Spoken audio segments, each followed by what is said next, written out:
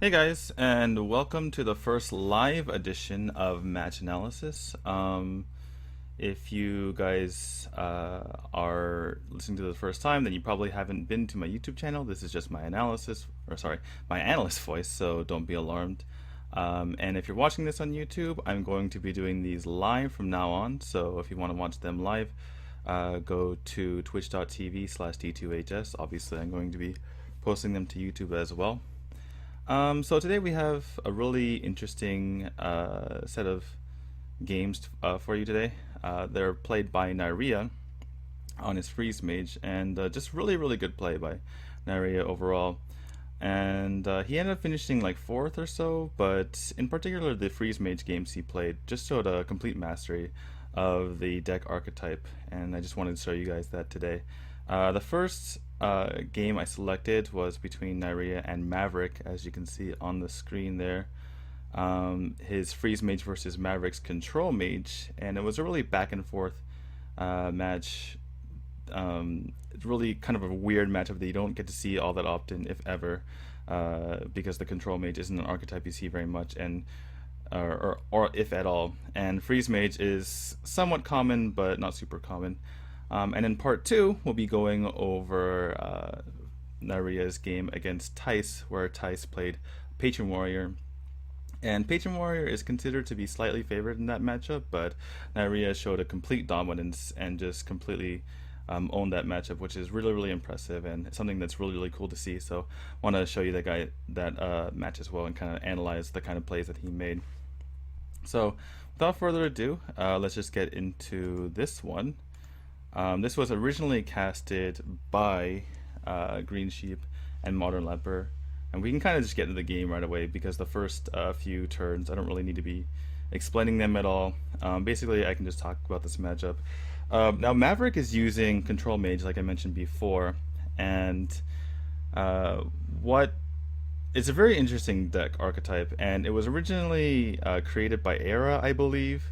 And what it does, its win condition is somewhat between that of Control Priest and Control Warrior. And what I mean by that is that it has a couple. The two ways it can win is either by kind of choking out your opponent and making him run out of threats, whether your opponent is a mid-range deck or an aggro deck, and they just kind of run out of ways to win the game. Or another way you can win is kind of in line with the Control Warrior style play, is that you can kind of just get your bombs out into the field and get a duplicate behind it, and then if your opponent hasn't put enough pressure on you, which is it's hard to put that pressure on you because you can typically just keep healing up and keep removing your opponent's threats with things like Explosive Sheep, as you can see there. If you can maintain control of the game, and your opponent can't burst you down, now they're looking at a threat that they have to deal with, and if you have a duplicate behind it, then they can't deal with they really don't want to get rid of the one in the first place because they can't deal with two more threats coming out. So typically what you see is a couple bombs like Alexstrasza and Ragnaros, and then on top of that you have things like Sylvanas and Emperor Thorson, which are really not really bombs, but they're really annoying to have your opponent duplicate, because Sylvanas obviously is a really annoying minion to deal with, and having to deal with it 3 times is obviously really horrible. And the same thing with Thorson. If you can get multiple discounts on your cards, and things like having a 5-minute Thorson is really annoying, because obviously you lose tempo. I'm kind of like going on a tangent here, but you obviously lose tempo when you play the Thorson, but you gain it in later turns. But if you play it for just 5 mana, it makes it so much better. So you get your things discounted, then you play another Thorson, and then he's 5 mana, and then you discount him again.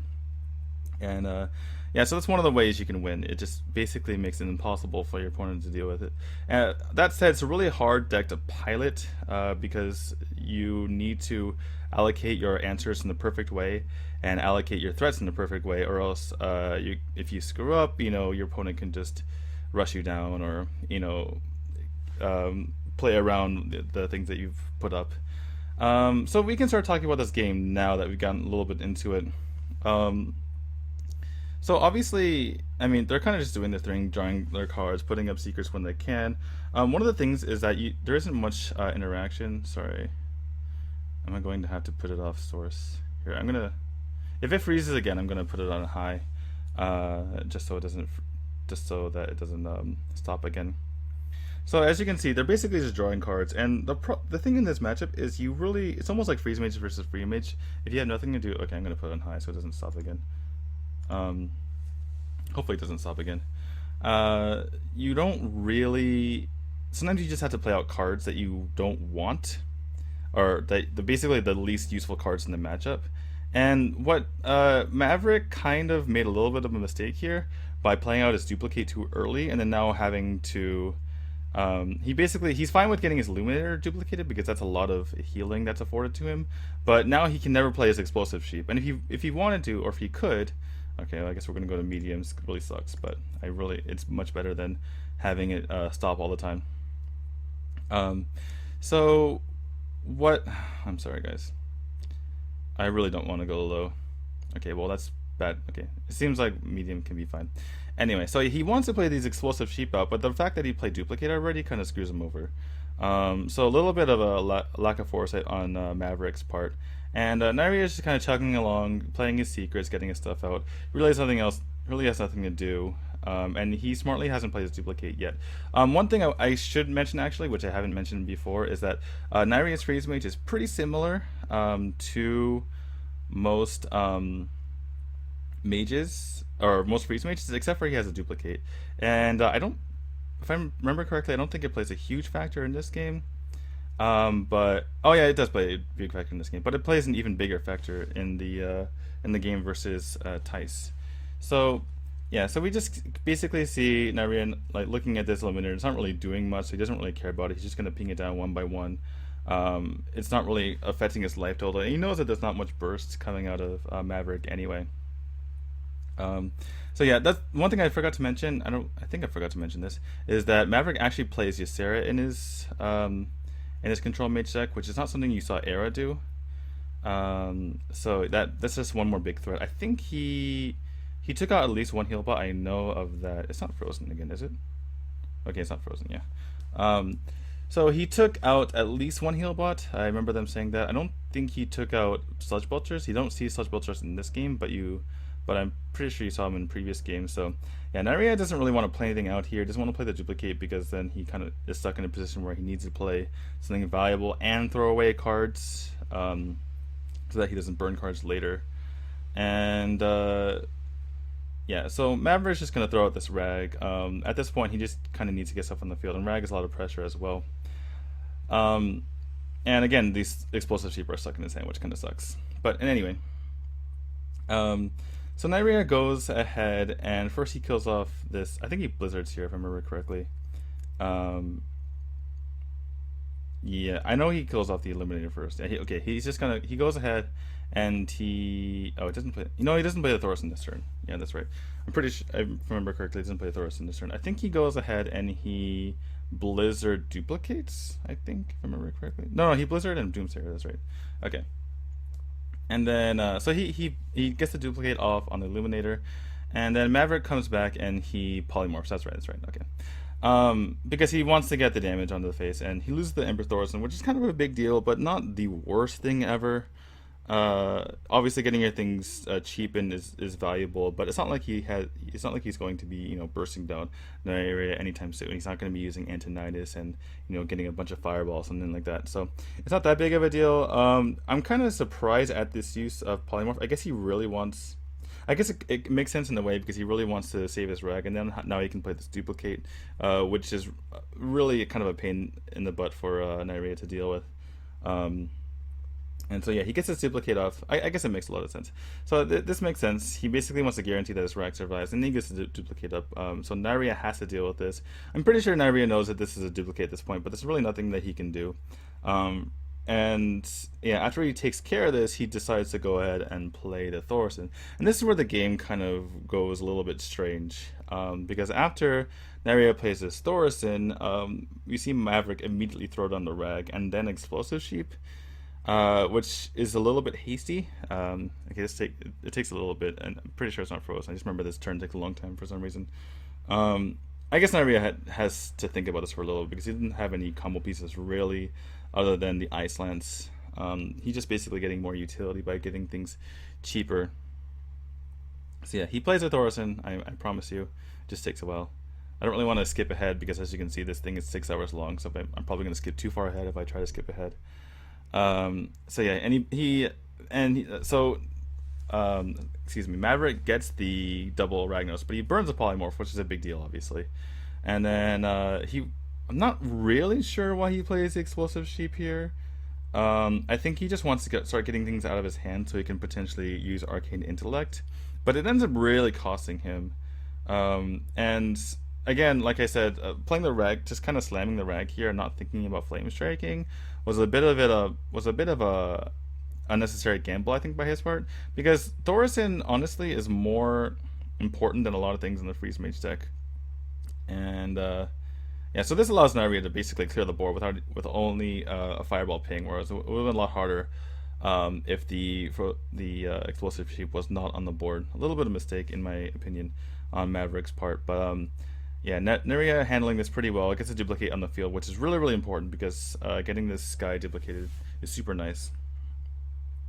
And yeah, so I think it was a little bit hasty by Maverick to play the Ragnaros there because, say for instance, if your opponent gets an Alex Strauss on the field, you can kind of YOLO rag then. It's not as big of a deal to leave an Alex Strauss on the field because it just does damage to your face, and you really, I mean, you kind of excel at just staying alive. That's like what you do as the control mage.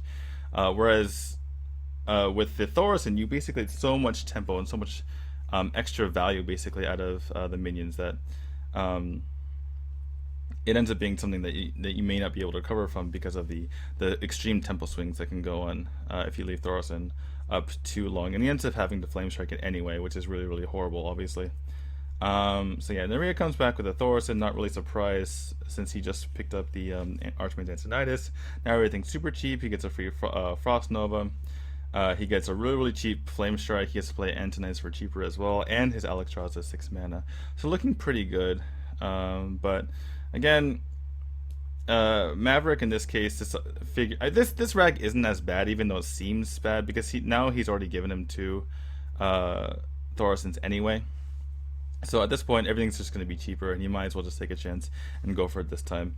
In this case, yeah, so this is a really cool play by Neirea coming up. What he does is immediately, like, the first thing you see when you see this is he could go Frostbolt, Ice Lance, Ping, but he wants to save that Ice Lance because it's really valuable. Or sorry, he wants to save the Frostbolt because it's really valuable because he knows he has another Ice Lance in the deck.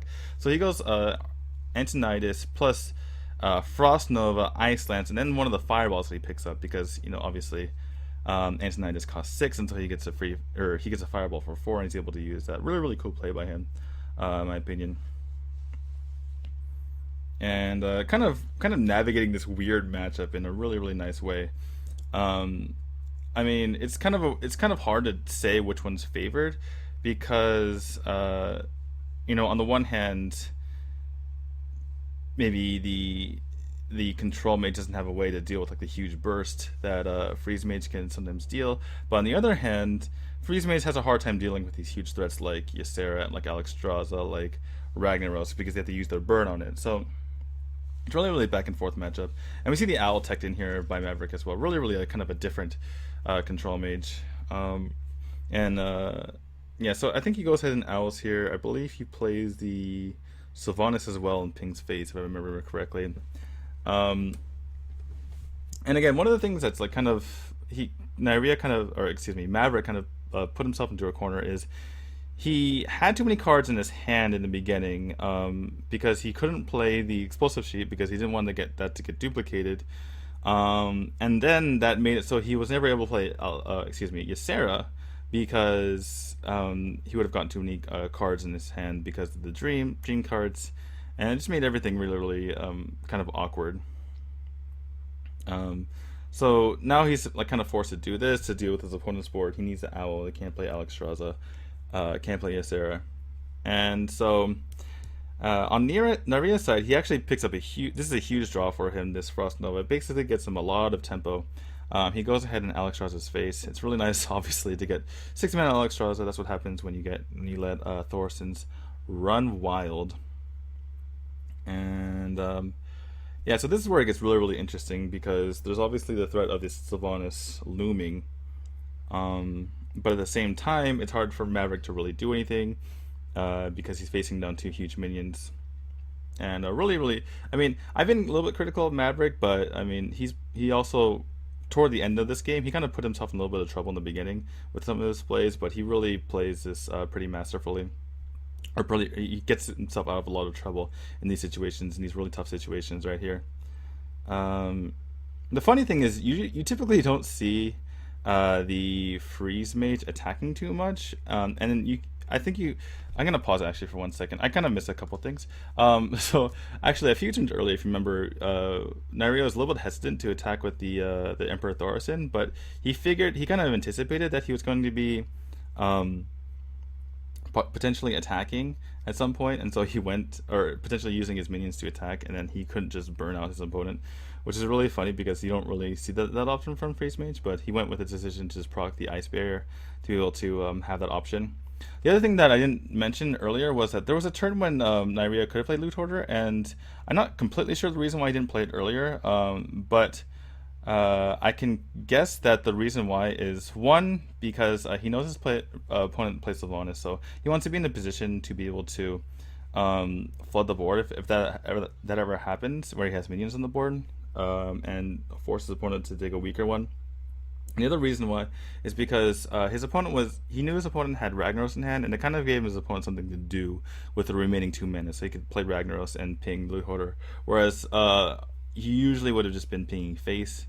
So that's another thing to think about. In this case, he has his opponent low enough where the Loot Hoarder is actually a threat, so he goes ahead and play it out now, whereas he held back before. It's also something to keep on the field in case the Sylvanas somehow procs. So here, Maverick, I believe. What does he do here? Oh yeah. So he picks up the ice block, obviously, but he knows that the only secret left in his deck is the other ice block. So instead of going with something like ice block and illuminator, he goes with the explosive sheep, kills his own mad scientist, so that he gets the ice block. Because if he plays the ice block, he's not going to get value out of this mad scientist, right? So he kills off his own board, plays illuminator, heals back up, but he doesn't play the second illuminator. And it seems a little bit strange, but I think the reasoning for this is that he feels like he could die this turn regardless. But once he does die, what he can do is go ice block, illuminator, illuminator. And if he plays double illuminator, he might die anyway. But if he goes, so it won't matter actually, and then maybe his opponent can flame strike. Like he knows that there's still some cards on the left side of Neirea's hand that he hasn't used. So that four mana flame strike is absolutely in play. But if he gets the ice block gets popped, then he can go ahead and ice block double illuminator, and it's kind of like playing ice block heal bot. It's kind of the same effect essentially, because you're getting obviously that 8 health.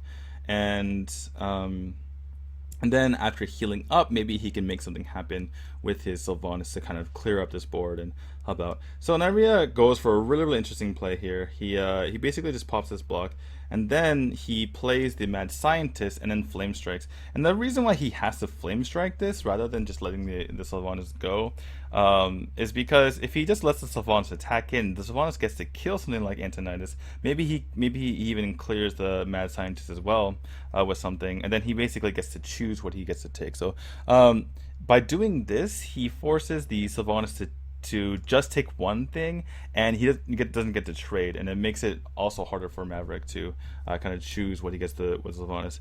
And basically, there's a 2 and 3 good chance. Obviously, Neirea got pretty lucky here, and he gave Maverick the best option. But if he had taken the Antonidas also, the Antonidas would not have been able to attack into the Alexstrasza and ping, because I guess he could have. I'm sorry for the bad quality again. You can barely see, but this is a 6. And it just makes it much harder, right? You have to attack, and you need to ping, and to play your own ice block, and you can't really do much else after that. I'm going to try to go back to high. Hopefully this works. But yeah, obviously Maverick gets the worst one, and Neirea is pretty happy about that. There's no more secrets left in the deck. But given the situation, Maverick makes the best play in my opinion. He goes with the ice block Frostbolt into the Alexstrasza to limit the amount of damage on the board, and then he plays Illuminator to force his opponent to again use mana to pop the block. Because going to 7, you can't just pop it with the with the Antonize by himself. So really nice play by Maverick as well in this situation. Okay, that's a little bit clearer, right? I hope it doesn't freeze from this point. And yeah, goes to the Ice Block, goes to the Frostbolt Illuminator onto the Alexstrasza.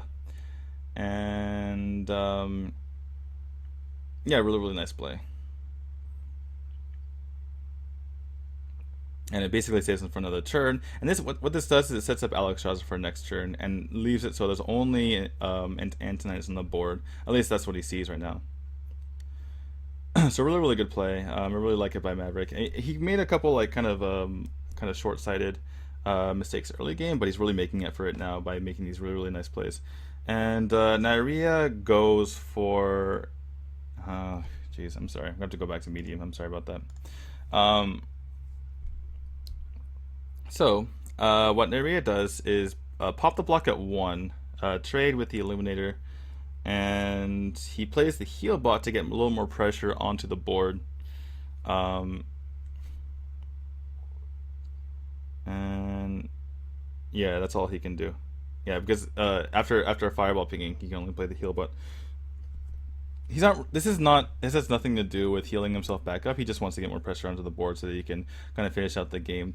And Maverick does the only thing he can do, which is heal back up, clear out the Alexstrasza. Really, it's freezing on medium. I'm sorry, guys. So yeah, he heals up with the Alexstrasza and kills off his opponent's Alexstrasza. And Neirea, after saving the Frostbolt the entire game, top decks the Ice Lance and is able to finish off the game, which is kind of crazy. It's something he was like saving for the entire time, saving that Ice Lance in hand and using the Fireball early on to great effect. So really cool game by Neirea. I mean, there was a few. I mean, I was able to analyze a lot of the plays that they made, but it's really hard game to analyze honestly because it's a matchup you hardly ever see, and but nonetheless, Neirea was able to navigate it pretty well. I didn't really see any particular misplays, whereas Maverick had maybe a couple, and then that made obviously the difference. This is game 5 of their series, so Neirea was able to move on, and he ended up cashing, ended up getting some money out of this tournament. So definitely really important, and good job by Neirea. So I'm gonna take a quick break. I'll go ahead and read the chat while we're in the break, and coming up next on part 2 will be Neirea's Freeze Mage versus Thijs's Patron Warrior.